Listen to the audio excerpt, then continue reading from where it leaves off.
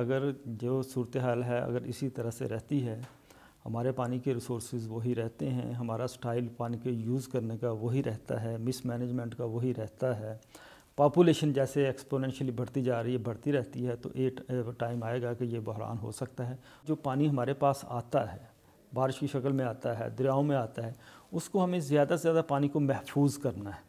جب ہم اس کو محفوظ کر لیتے ہیں تو وہ ایک بفر کے طور پہ کام کرتا ہے اگینسٹ ڈراؤٹ اور فلڈ۔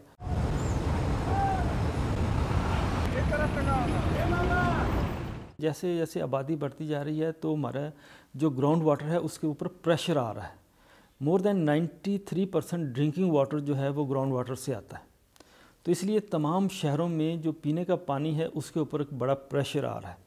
تو اوور دی ٹائم جیسے جیسے پانی ہماری ضرورت بڑھتی جا رہی ہیں، گراؤنڈ واٹر نیچے جا رہا ہے، جیسے جیسے نیچے جا رہا ہے تو اس کی کوانٹٹی اور کوالٹی بوتھ جو ہیں وہ خراب ہوتی جا رہی ہیں۔ آپ کو واٹر یوز جو ہیبٹس ہیں اس کو چینج کرنا ہے، اور واٹر یوز ہیبٹس جو ہیں یہ اتنی آسانی سے نہیں چینج ہوتی۔ اس کے لیے آپ کو بہت زیادہ ایکسٹینسو قسم کی مہم چلانے کی ضرورت ہے، آپ کو ٹیرف پراپر لگانے کی ضرورت ہے، پانی جو آپ دیتے ہیں اس کو میٹر کر کے لگانے کی ضرورت ہے۔ ڈیم جو ہے آپ کو بڑے، درمیانے، چھوٹے تمام ڈیم جہاں پہ بھی آپ کو جگہ ملتی ہے بنانے کی ضرورت ہے۔ جیسے میں نے شروع میں کہا کہ آپ کا ایک drop of water, single drop of water آپ کے سسٹم سے باہر نہیں جانا چاہیے جی۔ جب وہ سسٹم سے باہر چلا جاتا ہے تو ایشو بنتے ہیں۔ جب وہ سسٹم کے اندر رہے گا، وہ سرفس کے اوپر ہو، خواہ وہ گراؤنڈ میں ہو، تو وہ آپ کے لیے یوزیبل ہے، آپ اس کو یوز کر سکتے ہیں۔